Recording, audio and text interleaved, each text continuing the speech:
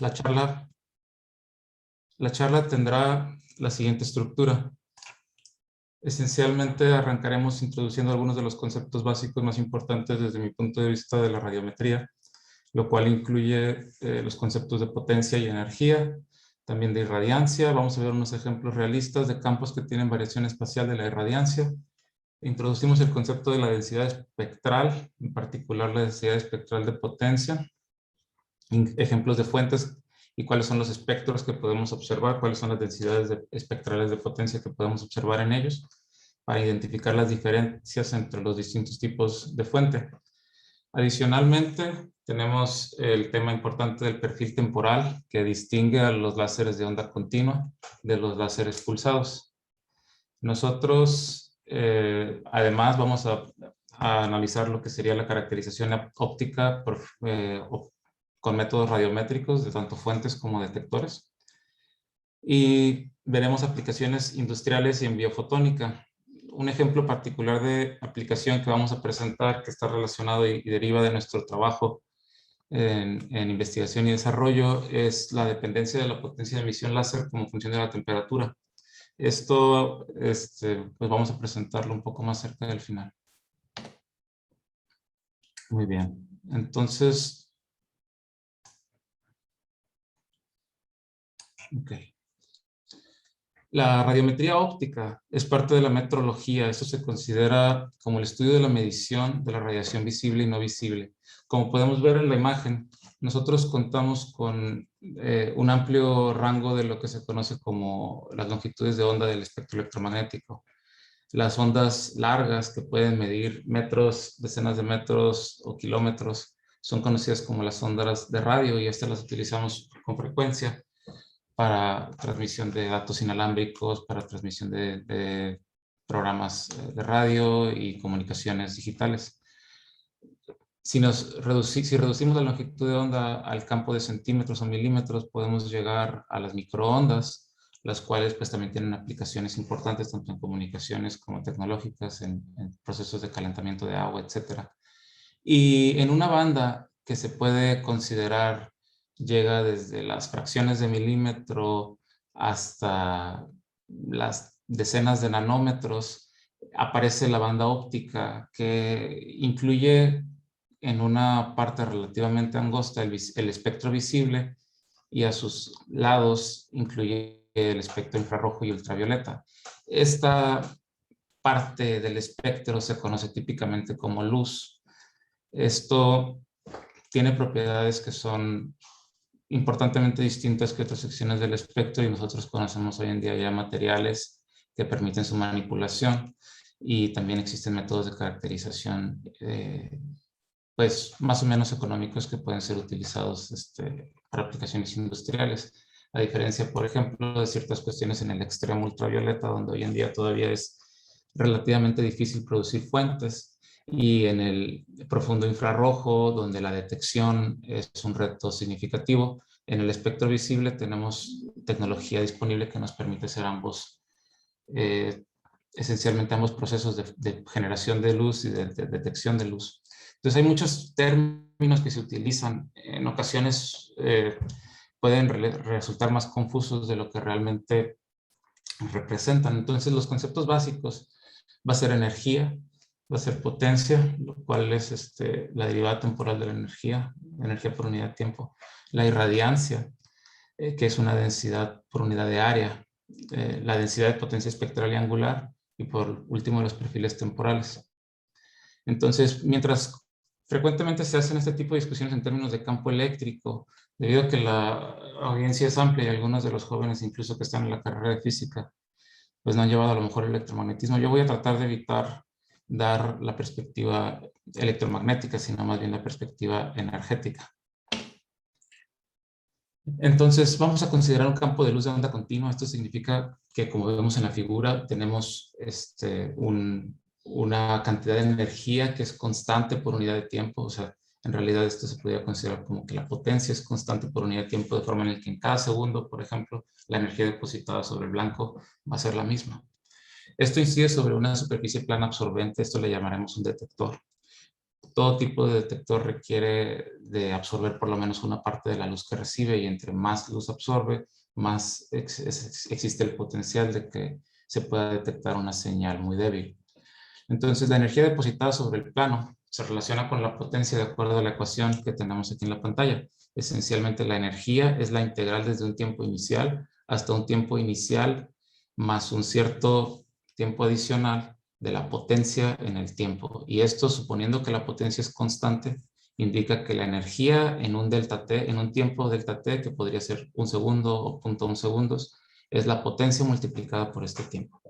Entonces, por ejemplo, un haz de 100 miliwatts proporciona una energía de 0.1 joules en un segundo.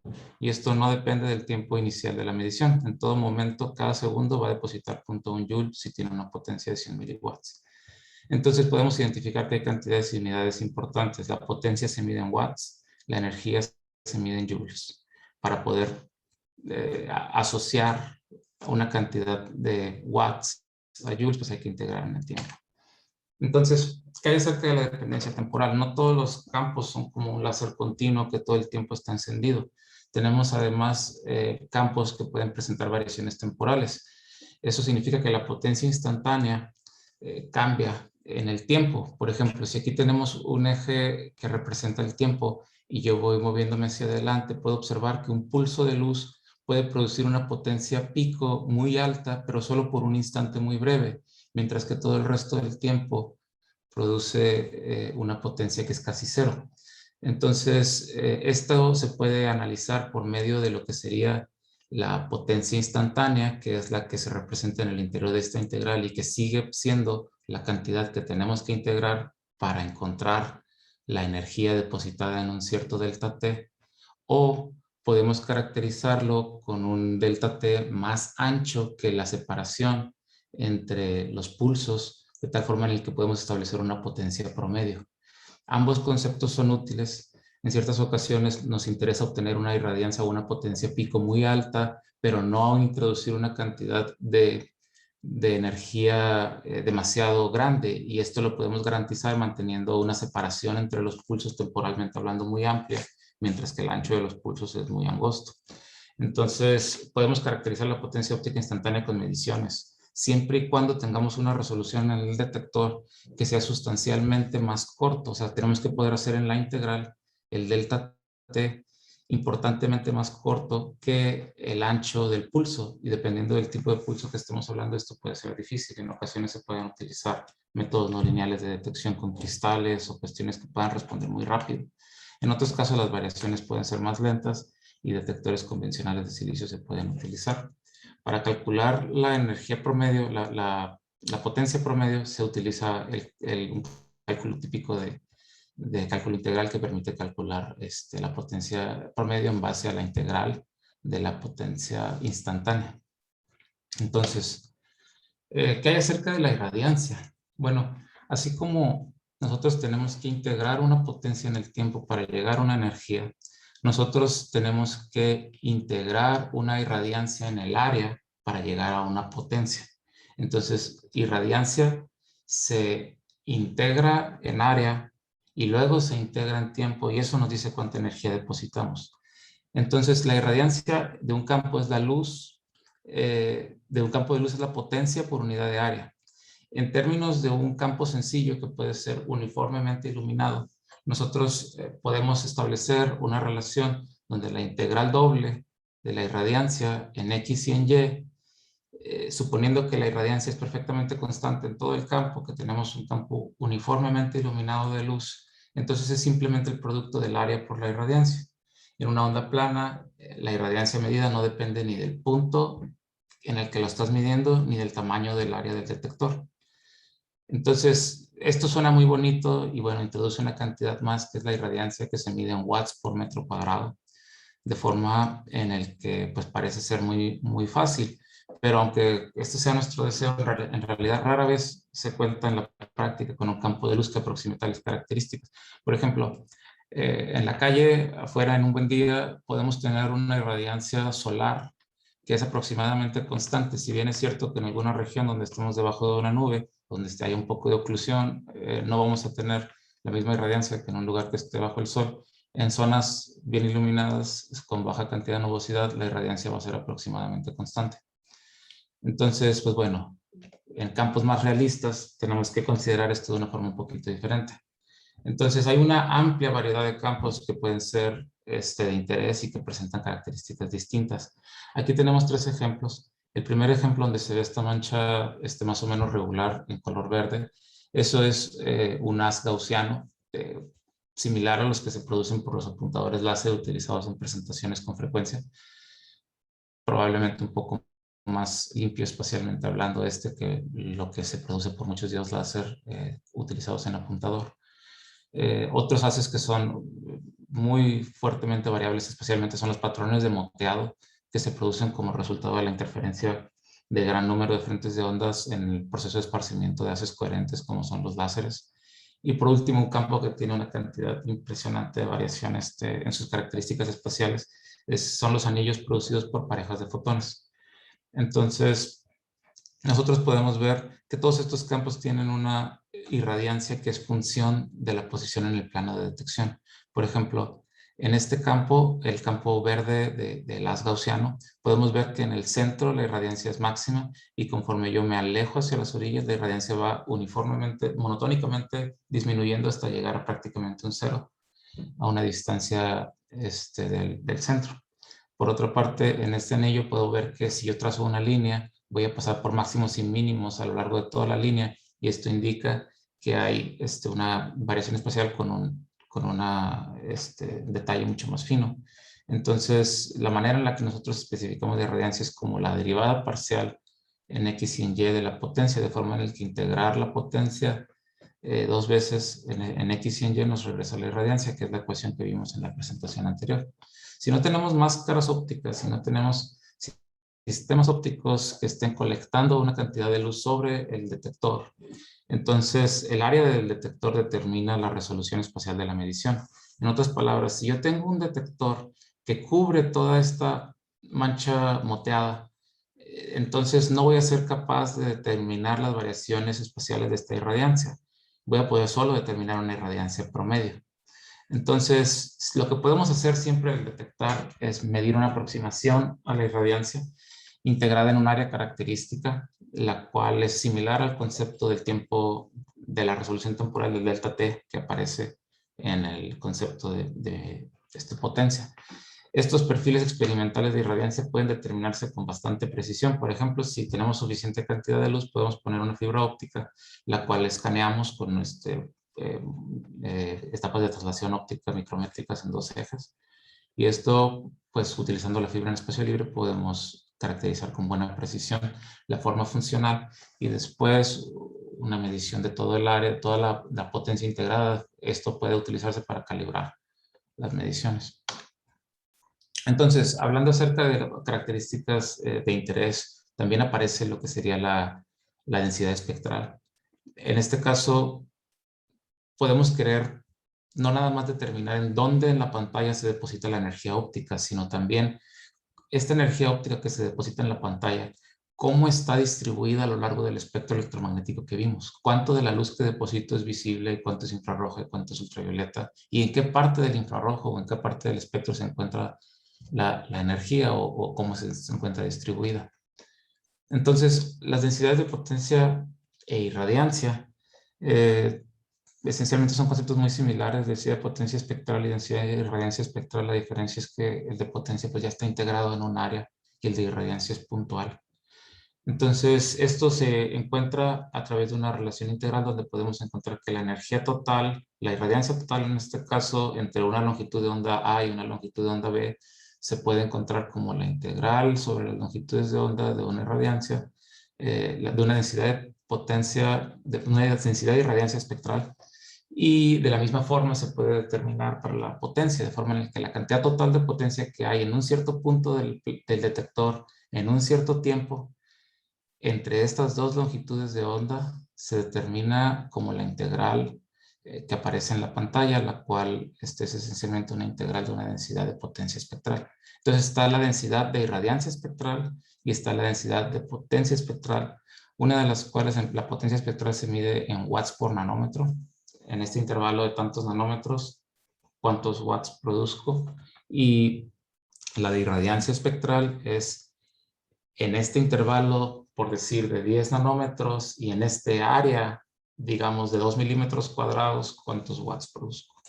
Entonces, en términos energéticos podemos entender esto relativamente fácil. Si bien es cierto que en términos electromagnéticos, esta longitud de onda está asociada por la velocidad de propagación de la luz a una frecuencia, de tal forma en el que esta frecuencia ópticamente típicamente es muy alta y en ocasiones para ciertos procesos pues puede ser más o menos ignorado. Entonces, con respecto a ejemplos de cómo se ven estas densidades espectrales de potencia y cómo se puede diferenciar las fuentes más ampliamente utilizadas a través del impacto que presenta en su forma de operación en sus espectros. Tenemos unos ejemplos claramente distintos que se pueden presentar aquí de izquierda a derecha, como lo que sería el espectro de una fuente térmica, como pudiera ser la luz solar o las luces incandescentes de bulbos tipo Edison, que se utilizan todavía en algunos lugares. Podemos ver, por otra parte, los espectros de luz LED. Y por último, los espectros que típicamente se obtienen de diodos láser. Y esto nos va a mostrar que hay una diferencia muy importante. Y bueno, aunque existen otras fuentes láseres como láseres de gases o láseres de cristales no lineales, ahorita vamos a considerar tan solo el caso de los diodos, que es una muy alta importancia debido a su disponibilidad. Entonces, podemos partir con el ejemplo del espectro que presenta la luz térmica o la luz solar. Nosotros podemos observar en este espectro que la luz que se observa arranca en 300 nanómetros y tiene una cantidad importante de luz que se produce incluso por encima de los 1000 nanómetros. Entonces, estos espectros son sumamente anchos. Esa cantidad de luz, esa es una luz que se conoce como luz blanca, y su forma de controlar el espectro es controlando la temperatura del cuerpo que lo produce. De esa forma, un bombillo que opere a una temperatura superior tendrá un color más azul, de forma, y por otro lado, algo que se está apenas empezando a calentar importantemente se va a ver rojizo. Y estos espectros van a ser muy amplios y no hay una manera muy sencilla de controlar dónde se presenta el máximo. Sin embargo, tienen sus aplicaciones importantes como espectrometría de luz blanca o gran variedad de situaciones. Entonces podemos identificar que la luz térmica tiene anchos espectrales que típicamente son mayores a 100 nanómetros, en ocasiones mucho mayores a 100 nanómetros. Y por otro lado, la fuente LED, podemos ver que aquí, por ejemplo, existen espectros de distintas fuentes LED que van desde el azul profundo hasta el rojo profundo, digamos desde cerca del violeta hasta el rojo profundo. Y podemos ver que los anchos espectrales son sumamente más pequeños, son menores a 50 nanómetros en la mayoría de los casos. Por ejemplo, el ancho desde la mitad de la altura en esta curva del profundo rojo, pues tendrá aproximadamente unos 50 nanómetros. Entonces, a diferencia de la luz que se produce por fuentes térmicas, la luz LED, la luz producida por fuentes LED tiene un cierto grado de control y un cierto grado de precisión que es sumamente superior, debido a que controlando los elementos químicos con los que se producen estos LEDs, se pueden producir picos de emisión en longitudes de onda que son más o menos arbitrarias dentro de ciertas bandas. Y por otra parte, también es posible hasta cierto punto producir un cierto ensanchamiento de la banda, de forma en el que las fuentes LED pueden tener anchos espectrales que van típicamente a lo mejor de los 10 nanómetros a los 100 nanómetros. Se puede observar aquí, por ejemplo, que el amarillo tiene un ancho sustancialmente más angosto que en este caso el LED verde que se está presentando. Por último, tenemos los diodos láser, los cuales se pueden dividir en dos tipos, los diodos convencionales que son multimodales y los diodos de una sola frecuencia que longitudinalmente hablando son monomodales. Entonces, en un diodo convencional, pues nosotros podemos ver aquí abajo que tenemos un eje de longitud de onda que mientras en nuestra primera figura va desde 0 hasta 1800, aquí va tan solo desde 777 hasta 782. Entonces, esta escala es una escala sumamente angosta, es un intervalo sumamente angosto de longitudes de onda. Lo podemos comparar, por ejemplo, con la escala de la figura de los LEDs, donde esencialmente nosotros estamos en un pedacito al final de lo que sería la figura de los LEDs. Entonces podemos ver que el ancho de esta distribución de potencia espectral, la cual tiene una estructura bastante interesante de picos, que se van presentando a lo largo de un envolvente. Este espectro tiene un ancho de aproximadamente 1 nanómetro, 2 nanómetros posiblemente. Y por otra parte, en los diodos que operan en un solo modo longitudinal, como los diodos de una sola frecuencia, que son importantemente más costosos, tenemos que el ancho espectral puede ser sumamente inferior a 1 nanómetro, de forma en que se produce una pureza una pureza espectral muy significativa. Y entonces podemos ver que los diodos láser nos permiten tener anchos espectrales menores a 10 nanómetros y en ocasiones podrían llegar a ser un poco superiores a 1 centésimo de nanómetro en diodos muy estabilizados. Por ejemplo, como los que produce Ondax. Entonces, ¿qué otra característica puede tener un haz que se pueda querer medir para determinar su capacidad de depositar potencia, por ejemplo, de depositar energía? Hay campos que pueden tener una estructura temporal que es muy atractiva, de que hay una diversidad de estructuras temporales. Podemos tener un láser continuo, como los que típicamente se utilizan en apuntadores o en muchos experimentos. Podemos hacer unas que sea un tren de pulsos, los cuales pueden ser idénticos o pueden ser distintos. Puede haber que sea un solo pulso que sea emitido y que no tenga una relación directa con pulsos anteriores o siguientes, que no tienen por qué necesariamente ser periódicos. O puede ser una señal que sea más o menos continua, pero cuya intensidad se esté modulando, por ejemplo, por la temperatura de un dispositivo o cualquier variable que se pueda utilizar, incluso a través de la posición de un elemento microelectromecánico que esté variando la posición de una mancha de luz y que cambie la cantidad de luz que se acopla a un detector, etcétera, etcétera.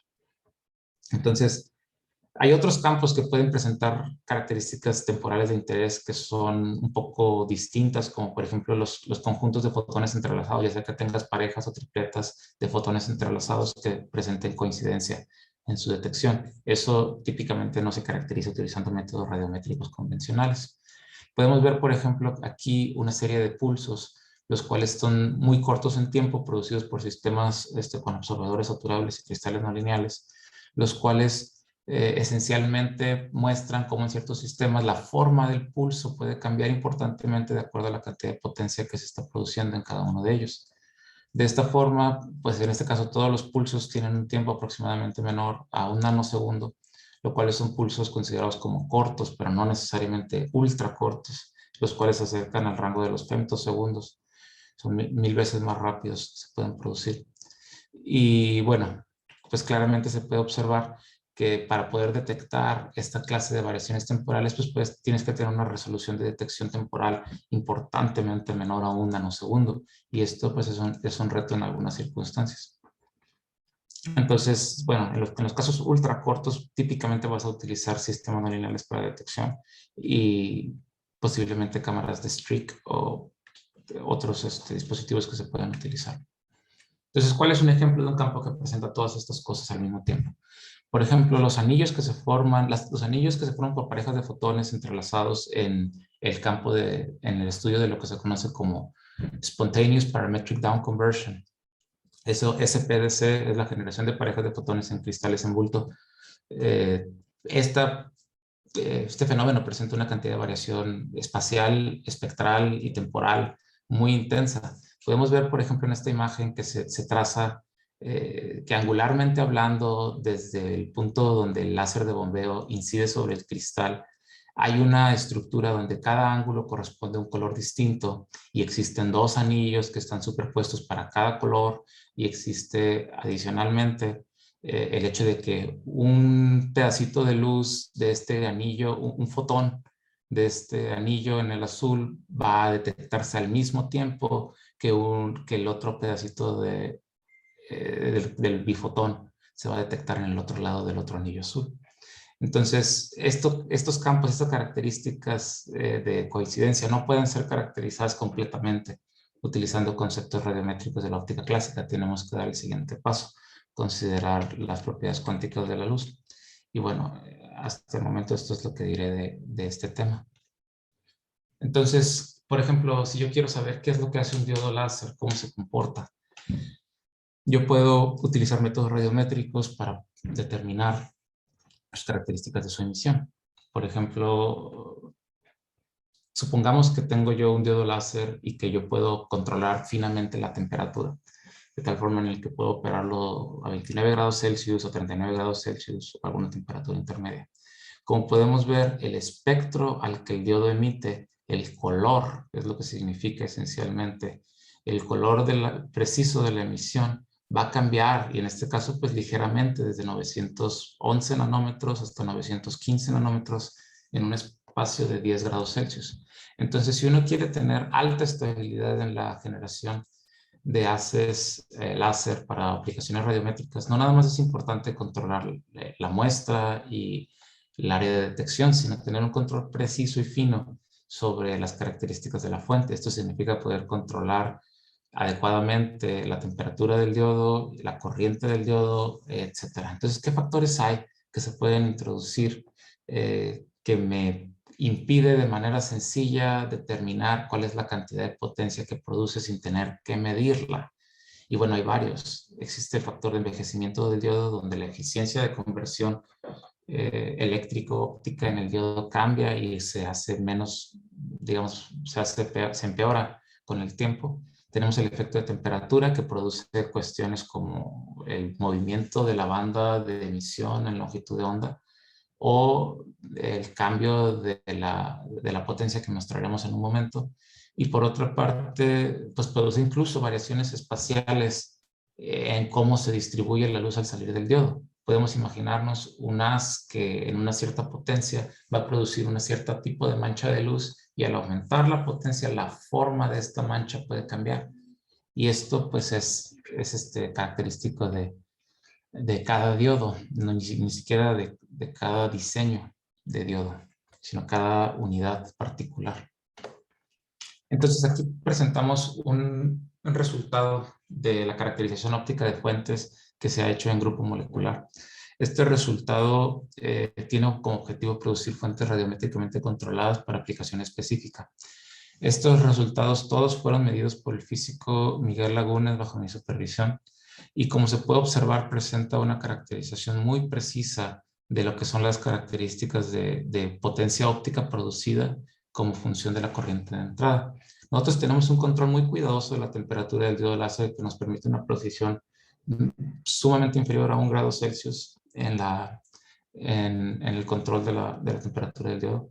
Y bueno, hemos caracterizado en particular, en este caso son diodos infrarrojos que están alrededor de la banda de entre 800 y 850 nanómetros. Entonces, lo que podemos observar es que, como es bien conocido, conforme se aumenta la corriente que se introduce hacia el diodo láser, llega a un punto en el que este diodo empieza a producir una cierta cantidad de luz láser, la cual aumenta de forma lineal. La potencia que produce el diodo aumenta de forma lineal con la corriente que se introduce al diodo. En este caso, estos diodos son capaces de producir aproximadamente hasta un máximo de unos 200 miliwatts con una corriente de entrada de aproximadamente 200 miliamperes. Entonces son cantidades que son bastante manejables, aunque sí requieren de una cierta cantidad de cuidado ocular. Entonces nosotros podemos, digamos específicamente a rayos directos. Entonces nosotros podemos pensar que, por ejemplo, al operar el diodo a 35 grados Celsius, que es la línea verde que se ve abajo de todas las demás, la eficiencia de producción de luz láser baja, de tal forma en el que, comparando con cuánta potencia producimos, por ejemplo, a 100 miliamperes, cuando tenemos una temperatura de 15 grados Celsius, esa es una potencia superior a la que tenemos cuando estamos a 35 grados Celsius. Y bueno, una parte de esta variación de temperatura en la práctica podría ser proporcionada por el medio ambiente, el cual puede cambiar estacionalmente o día a día, y otra parte puede ser ocasionada por el autocalentamiento del diodo, de tal forma en el que cuando está trabajando su temperatura está cambiando y por lo tanto su eficiencia cambia. Ahora, nosotros contamos con unos diodos en los que en el mismo dispositivo adentro no nada más se encuentra el diodo que produce la luz láser, sino hay un fotodiodo justo a un lado de él que permite monitorear. Y este fotodiodo de monitoreo permite, con la calibración, con una medición precisa de temperatura simultánea, permite determinar exactamente qué corriente debe de introducirse para poder obtener una cierta potencia deseada. Entonces podemos ver nosotros que, por ejemplo, a 100 miliamperes o a 180 miliamperes, la cantidad de la potencia óptica producida por el diodo láser se reduce significativamente conforme aumentamos la potencia. Y esta reducción pues, es muy superior al 2%. Esto típicamente, o sea, certeramente que no lo podemos ignorar. Entonces, ¿qué clase de representación bidimensional como función de la corriente y de la temperatura se puede hacer? Una representación que hizo el físico Miguel Lagunes y que presentamos aquí es la representación de la eficiencia de conversión eléctrico-óptica, donde podemos determinar a partir de las observaciones esta especie de superficie, esta como sábana bidimensional, donde aquí el color representa la altura de la sábana, donde podemos ver que pues, la forma es más o menos regular, sin embargo, pues presenta una curvatura que se va incrementando conforme la temperatura aumenta y conforme la corriente aumenta. De forma que para corrientes pequeñas, pues hasta cierto punto podría a lo mejor ignorarse la temperatura, pero para corrientes significativas donde la corriente aumenta por encima de 100 miliamperes, claramente no es el caso. Entonces, ¿cómo se ve esto? Pues la corriente monitoreo que se produce de adentro del detector, esa la podemos sensar en el campo sin tener que tener un detector externo y por lo tanto esa es la corriente que más adecuadamente se utilizaría para hacer la función de FIT, para hacer la calibración. Ahora hay un problema, este fotodiodo también se encuentra adentro del empaquetado que se va a estar calentando con el autocalentamiento de la operación. Entonces, esta caracterización requiere comparar los resultados mostrados del detector externo con la corriente de monitoreo medida por el detector interno. Nosotros lo que observamos es que, por ejemplo, pasar de 15 grados Celsius a 40 grados Celsius, que es más o menos una parte importante de nuestro rango de operación deseado, produce una disminución en la corriente de monitoreo a corriente de alimentación constante, una disminución en la corriente de monitoreo de casi 17.5%. Entonces, pues claramente se tiene que hacer un esquema de control que considere esto para poder mantener la potencia constante o el perfil de potencia variante en el tiempo que uno puede querer desear, en el caso de que fuera a introducir pulsos, por ejemplo. Entonces, esto es con respecto a la caracterización de una fuente. ¿Qué más se puede hacer con respecto a caracterización en radiometría? Pues la otra parte importante es la caracterización de los detectores. Por ejemplo, uno puede sin demasiado problema construir caseramente un sistema de espectroscopía y una de las preguntas importantes es cómo lo calibro, cómo sé yo cuánta respuesta produce el sistema en todas las diferentes longitudes de onda que lo voy a utilizar. Y bueno, por ahí hace unos 3 o 4 años el laboratorio de óptica cuántica y biofotónica, en donde hice mis estudios doctorales, desarrollé un trabajo que pues, es más o menos de interés general y creo que sería bueno que lo conocieran. Esto habla acerca de la calibración de espectrómetros utilizando la radiación solar terrestre. Se puede observar que la radiación solar, que tiene todo este espectro amplio que les había comentado, que va como desde los 300 nanómetros hasta los 1800, se puede utilizar para caracterizar, para calibrar los detectores y para producir curvas de corrección que ayuden a normalizar la sensibilidad de la respuesta. Y uno de los resultados que presentan es utilizando las parejas de fotones, se muestra que la forma alrededor del punto de la longitud degenerada de las parejas de fotones se observa simétrica cuando se representa en una escala de longitudes de onda, perdón, en una escala de frecuencias en el eje X. Y esto indica que la calibración es bastante adecuada, debido a que teóricamente se sabe que estas dos estructuras deberían de tener esencialmente la misma forma y la misma altura.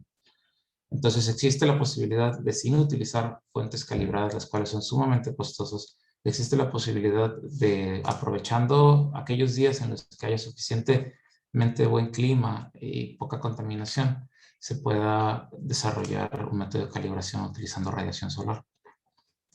Entonces, ¿qué aplicaciones puede tener esto en la industria? Una de las aplicaciones más importantes y que se le conoce como que ha generado una revolución industrial es lo que sería la espectrofotometría. La medición de espectros no nada más te puede decir qué fuente estás usando, si es un láser o es un diodo o cuestiones similares, sino te puede decir cosas como la presencia de sustancias químicas en una mezcla, la concentración de las mismas. Esto es útil para control de calidad, esto es útil para detección no invasiva, puedes detectar contaminantes o adulterantes, puedes hacer control de calidad automatizado, por ejemplo, colorimetría, detección remota de temperatura en ambientes en los que ya sea que no se quiera contaminar o que la temperatura sea muy alta para medirla directamente. Y bueno, la cantidad de aplicaciones es inmensa. Un ejemplo puede ser igualación de color, eso es algo relativamente sencillo, pero también podemos ver aquí que hay unos espectros de detección óptica que se producen a partir, por ejemplo, en el espectro que está hasta enfrente de la pantalla es el espectro que se le asocia típicamente a la miel pura, y conforme ponemos una concentración mayor y mayor de jarabe de caña, podemos ver que donde existía un mínimo o donde existía una caída regular del espectro, comienza a observarse la presencia de un pico, o en este caso dos picos. Y esto lo podemos ver, por ejemplo, a partir de los espectros de referencia. Existe un espectro de referencia que uno mismo lo puede obtener incluso a partir de la miel, y este espectro tiene diferencias importantes, por ejemplo, con el de la sucrosa. Y la sucrosa va a aparecer en el jarabe de caña, y esto permite, por ejemplo, al comparar la presencia de este pico en esta región contra la caída irregular, podemos tener una idea de cuál es, no nada más de que si hay un adulterante o no, sino de cuál es la concentración del adulterante. Esto es útil también para detectar adulterantes en gasolinas, en inmensa cantidad de cuestiones donde la situación química puede desearse determinar de manera rápida y a un bajo costo, debido a que no requiere de la utilización de reactivos químicos. Entonces, ¿qué otras aplicaciones atractivas pueden ser en el área de la biofotónica? Donde la biofotónica estudia esencialmente el efecto de la luz viva, de la luz sobre sistemas vivos. Nosotros sabemos hoy en día de que la respuesta biológica a la luz es altamente no lineal. Uno no puede esperar que al incrementar la luz al doble puedas producir un efecto del doble de la respuesta. En ocasiones reducir la luz puede ser lo deseado, dependiendo del rango de dosis en el que uno esté. Y bueno, esto es por la estructura altamente compleja que hay dentro de la célula, donde hay reservorios de, por ejemplo, antioxidantes o enzimas, las cuales pueden agotarse y pueden tener tiempos relativamente cortos de respuesta, que pueden ser en el orden de los cientos de hertz o kilohertz. Y bueno, establecer los parámetros para aplicaciones biofotónicas pues, es muy importante y no es algo realmente sencillo. Entonces, ¿cuáles son esos parámetros más críticos? Pues sería la longitud de la onda, la energía depositada y a través de todas sus maneras de diseccionarlo, como podría ser la irradiancia, la potencia, el tamaño del haz, el espectro. Bueno, esto viene en longitud de onda más o menos. Y por último, el perfil temporal. Entonces podemos ver, por ejemplo, que en ciertos experimentos donde han hecho pruebas animales, donde inducen una herida y después tratan de determinar el tiempo de sanación de la misma con distintas cantidades de energía depositada, se detecta que, por ejemplo, en este tipo de experimentos se puede observar que para una cierta cantidad pequeña de luz, incrementar la cantidad de luz aumenta el efecto benéfico, incrementarla por encima de un óptimo lo reduce, e incrementarlo aún por encima del punto en el que el efecto se nulifica puede producir un efecto nocivo. Entonces, en ciertas ocasiones se puede observar efectos similares, todos los cuales esencialmente presentan un óptimo de respuesta biológica, por debajo del cual y por encima del cual se tienen efectos menos notorios, aunque pueden estar aún por encima del control, de tal forma en el que, si bien es cierto que si introduzco 10 veces más que el óptimo de luz, produzco menos luz que el óptimo, en este caso es fluorescencia lo que se está midiendo, o si introduzco 10 veces menos, también produzco menos que el óptimo. El hecho es que introducir 10 veces menos o 10 veces más, de todas maneras, puede tener una respuesta muy elevada por encima del control, de forma en que algunos de estos procesos tienen amplios rangos donde la incertidumbre puede no ser demasiado importante. Entonces, por ejemplo, si vemos cuánta expresión de luciferasa hay en algunas bacterias que producen luz, podemos ver nosotros que de nuevo se encuentra un máximo a una cierta cantidad de luz, la cual es muy pequeña. En algunos de estos sistemas el máximo se encuentra alrededor de 3 joules por centímetro cuadrado, 2 joules por centímetro cuadrado o menos. y incrementarla por encima del max, del óptimo, no necesariamente tiene un efecto benéfico. Entonces, acerca de nuestro trabajo. En Grupo Molecular desarrollamos líneas de investigación y desarrollo asociados a la física aplicada, como son específicamente hoy en día la biofotónica, el procesamiento avanzado de información, que incluye inteligencia artificial, control y manejo de grandes cantidades de datos para fines estadísticos también. Adicionalmente, tenemos el área de instrumentación científica e industrial, en donde se desarrollan procesos de automatización, sistemas de automatización tanto de procesos como de experimentos. Adicionalmente, sistemas de monitoreo óptico, los cuales pues van de la mano con la situación de automatización, pero también con control de calidad. Y por último, estamos a la expectativa de abrir la línea de óptica cuántica, que esa es mi especialidad y también es un área en el que ha trabajado el físico Miguel Lagunes, que colaboró en esta presentación, en particular para situaciones de encriptado y para caracterización avanzada de las mismas fuentes y de materiales. Entonces, con eso podemos pasar, les agradezco, y podemos pasar a ver si tenemos alguna pregunta de la audiencia.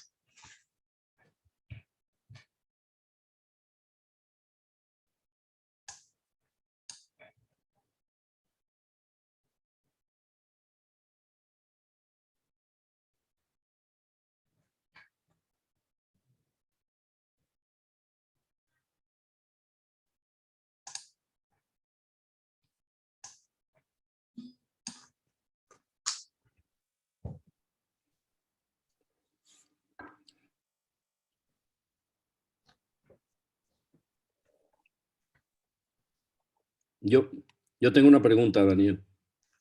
Bien, profesor. Es una pregunta un poco diferente, pero ¿cuánto cuesta en dinero abrir una línea de investigación en física cuántica? Más o menos, digo, para hacer la mía. ¿En óptica cuántica o en general? En óptica cuántica. Por ejemplo, ustedes que ya están más o menos estructurados. Pues podemos establecer algunas cosas sencillas. Por ejemplo, no puedo hablar del sistema que estamos haciendo en Grupo Molecular o de los planes que hay ahí, pero puedo hablar acerca de lo que hice en el doctorado. Hay cuatro elementos importantes que se requieren.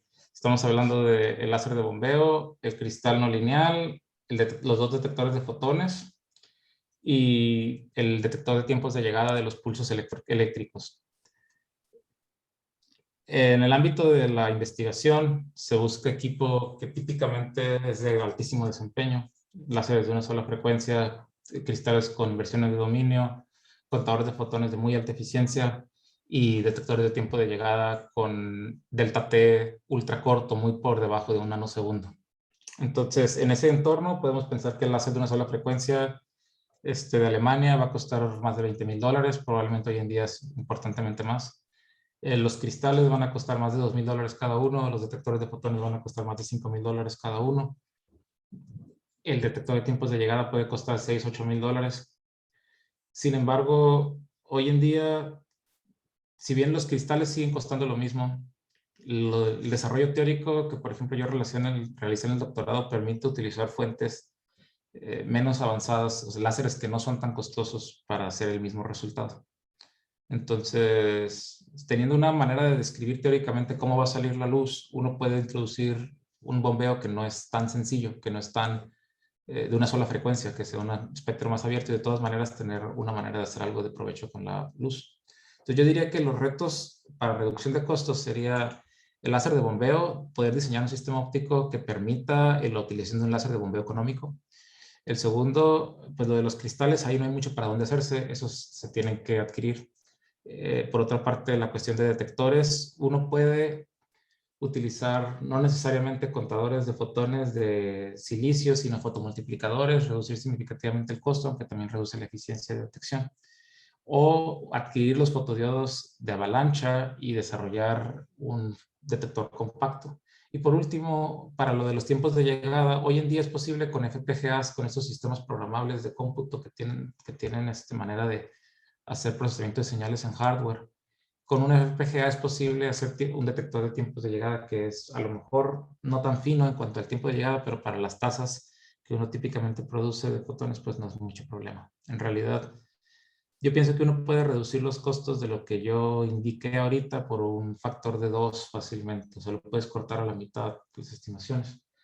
Y pues si uno es suficientemente creativo, uno va a encontrar maneras de aplicar equipo existente y tecnologías existentes, como puede ser impresión 3D de alta precisión, para evitar, por ejemplo, depender tan fuertemente de proveedores como Thor Labs, que pues sabemos sus costos por componentes son altísimos. En particular, nosotros hemos hecho unas piezas, se la voy a mostrar.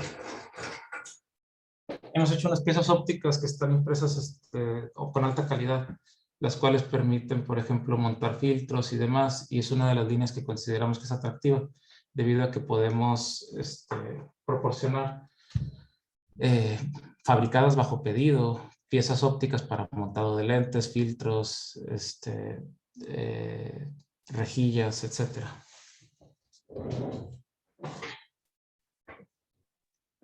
Ok, Daniel, pues felicidades, siempre me has impresionado y pues bueno, again, ¿no?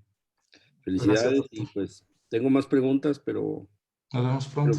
sí, creo que aquí tienes una. Venga, aquí ando. Gracias. Vale, bye. Gracias, doctor. Bye. Un abrazo.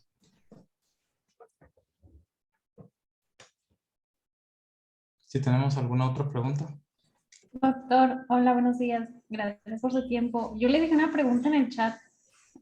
A ver, es que no lo he visto. Si pensáramos en una vacuum, ¿te refieres a una aspiradora? No, ya vi que ayer el doctor, el del premio Nobel, dijo que en los agujeros negros o en un lugar donde no hay aire, como vacuum, no sé cómo en español cómo sería. Un vacío. Ah, como un vacío. Si pensamos en un diodo láser prendido y lo ilumináramos, ¿cómo sería la longitud de onda si no hay? Pues hay en particular en la cuestión astronómica se sabe bien que la luz que proviene de distancias muy largas, como digamos, galaxias separadas, se están separando cada vez más y más a velocidades que se aceleran. Entonces, la luz que viene de muy lejos tiene un efecto Doppler, como cuando se viene acercando una ambulancia y que escuchas que cada vez suena más fuerte, más agudo, como y luego cuando llega al punto en el que se empieza a alejar, suena Entonces eso es parecido como a los motores cuando se vienen acercando los carros de carreras y eso. Entonces la luz tiene el mismo procedimiento, donde una fuente se está moviendo con respecto a otra y produce luz, el color cambia, la longitud de onda cambia. Entonces, entre más lejos está una galaxia que produjo luz, su luz va a llegarnos más corrido hacia el rojo, de forma en la que si algo era azul, ahora se va a ver a lo mejor un poquito verde, y si algo era verde, ahora se va a ver amarillo, y si era amarillo, se va a ver rojo. Entonces, si uno, por ejemplo, sabe que el sodio tiene un espectro con 2 líneas que están a una separación muy bien conocida, y uno ve el espectro que llega de la luz, te vas a dar cuenta que en la longitud de onda que esperas ver el sodio, no lo vas a encontrar. Lo vas a encontrar más hacia el rojo. ¿Y cuánto se movió de su longitud de onda real hasta donde lo detectaste? Indica qué tan lejos está esa galaxia. Entonces, en el caso particular de los agujeros negros, también ocurre esto porque se ralentiza, se dilata el tiempo y ocurre una cuestión ahí de relatividad general medio complicada, pero lo mismo ocurre, la luz cambia de color, entonces cambia la longitud de onda. ¿Habría mayor o menor? Lo que se puede decir es que típicamente astronómicamente lo que ocurre es que hay mayor longitud de onda. Lo que ocurre exactamente en la pura orillita del agujero negro, pues quién sabe, pero un poquito para acá, básicamente eso es lo que ocurriría. Gracias, gracias. Oye, Dani, tengo una pregunta. Dígame, doctor. Tocando el tema, es muy interesante tu plática, te felicito, ¿eh? Gracias. Me encanta cómo lo expresas todo. Pero ahorita sobre el tema que toca esta Daniela, ¿no será que los agujeros negros simplemente son una fuente de extracción de los elementos del universo? O mejor dicho, del subuniverso, porque yo pienso que los agujeros negros, imagínate una gran bolsa negra, imagínate una gran bolsa negra que adentro tiene otra bolsa y que posiblemente nosotros estamos dentro de esa de ese subuniverso dentro de esa bolsa. Y que simplemente los agujeros negros son respiradores, donde la energía concentrada en ese subuniverso se tiene que salir, pero naturalmente esa energía se va a otro lugar. De hecho, eso pasa, doctor. De alguna manera, lo que está dentro del agujero negro queda como desconectado de lo que está afuera. Es como si fuera un subuniverso que está en Pero otro canal. yo veo, imaginemos una bolsa, un globo, a un globo que hacemos que está irradiando energía interna. Sí. Necesita sacar esa energía y que tiene 10 hoyos, como si fueran 10 goteras, ¿no? Entonces, Eso pasa. Toda la orilla, el agujero negro se está evaporando. La orilla del agujero negro no, yo siento que el filtra agujero negro es la fuente de salida de la energía del subuniverso que está dentro del universo. Pues, de acuerdo a lo que establece... Una bolsa dentro de una bolsa. Una bolsa dentro de una bolsa. La bolsa de adentro donde estamos. De acuerdo a lo que establece Hawking, un agujero negro que nosotros podamos ver que está por ahí, ese va a estarse haciendo cada vez más chico, porque cada vez va a liberar su contenido, pero de una manera muy diferente a como entró. Si entra algo como una pelota, esa pelota va a salir como si estuviera pasada por una especie de licuadora que lo va a sacar hacia todas direcciones y sin ningún parecido a lo que entró, pero es la misma cantidad de energía, la misma cantidad de materia. Entonces, de alguna manera es como una especie de reciclador. En ese sentido, sí, es como una especie de reciclador de materia y de energía que termina evaporándola. Y pues también la otra cosa está en que tecnológicamente, pues no parecen muy atractivos porque requiere, o sea, no hay un camino claro para cómo aprovecharlos. Entonces, de alguna manera, pues nunca ha sido como que el área principal de mi interés, la cuestión astronómica o cuestión cosmológica. Lo decía por si representaba un poco de alguna fuente antimateria, esa salida. Se supone que sí, en la orilla, la manera en la que se escapan las cosas es que en la pura orilla se genera una pareja de electrón y antielectrón.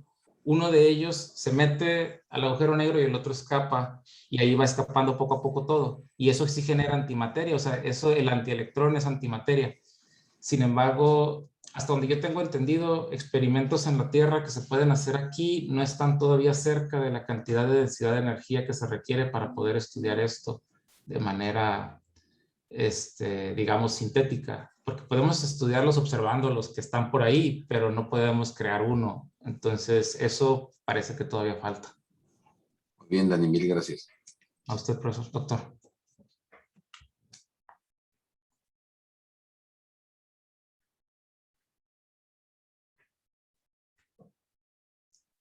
Entonces, si no hay más preguntas, podemos dar por concluida la sesión. Les agradezco mucho su asistencia a todos. Espero que les haya sido de provecho.